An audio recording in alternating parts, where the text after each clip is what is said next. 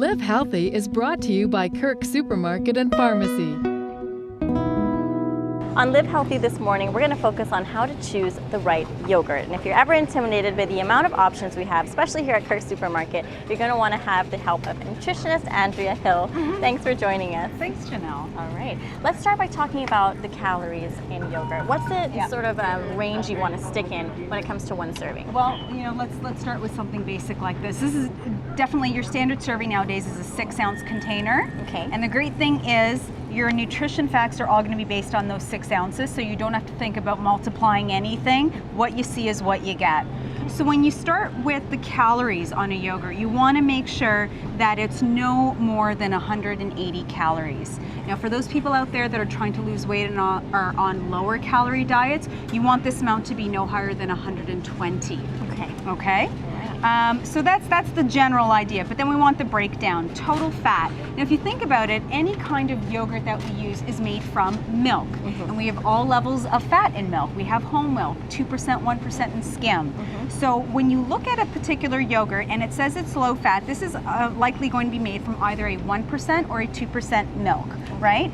So what you want to make sure, going back to that label again, is that the total fat is no higher than 4 grams. All right. So for most of us out there, we want to choose those sort of lower fat or the non-fat varieties to keep those calories and the total fat in check. All right. And we do have a lot of options actually and a lot of flavors. And when it comes to the flavors, we're thinking some of them are naturally flavored, naturally sweetened, that type of thing. What do we want to keep in mind in terms of the sugar or the sweetener? Right. So when you're looking at any of these here, like these ones are all low fats. These ones down here would be more your lights made with fat-free milk, right? But when you're looking at, again, I'll pull, a fat-free one. This one has a blend of sugar as well as an artificial sweetener. And what you want to make sure is that the total sugar is no higher than 30 grams. Now, bearing in mind that natural milk sugar will contribute about 12 grams in the total carbohydrates here. So 30 grams sounds high to look for in a total yogurt, but almost half of that is really just coming natural from the milk sugar itself. All right, okay? So there's good sweet and bad sweet. There is. And you know what, this is actually a personal preference, Janelle. For somebody who, maybe might be a diabetic, they're watching their blood sugar, they might be more drawn to the artificially sweetened stuff. There are folks out there that are just looking for just plain old sugar. They want something natural, that's fine. You want to try to avoid as much as possible those ones that have blends of high fructose corn syrup and all of these other sweeteners that really are not good for us, and they take a lot for our bodies to digest and process them. And of course the optimal is going for something that is unflavored. Go for a plain one and then sweeten it with something that that you like, maybe a pure maple syrup, maybe you're going to use a stevia leaf, or maybe you're just going to add fresh or frozen fruit. Right, and you can add those to things like your breakfast, your cereals, etc. Exactly. And on the flip side, when we talk about fiber, we do see on some yogurts it mentions that it has fiber added to that. That's what does that true. mean? Is that something we should be looking for? Well, you know what? You don't need to get fiber in your yogurt. That's where our fruits, our vegetables, our whole grains come from. This is the most important part here.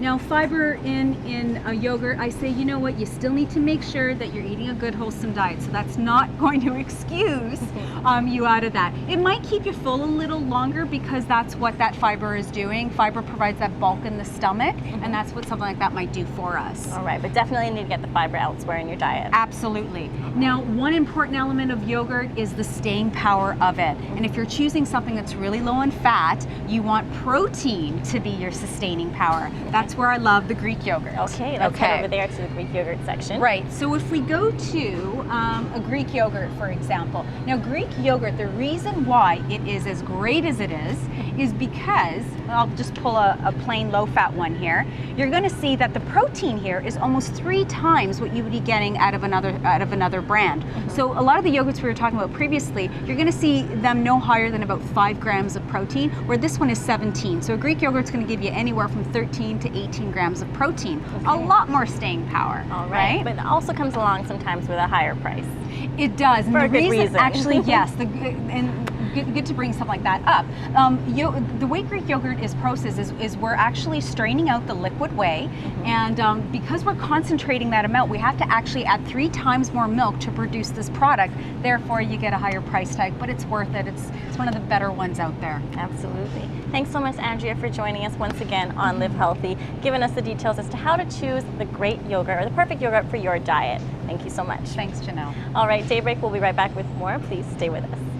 Live Healthy is brought to you by Kirk Supermarket and Pharmacy.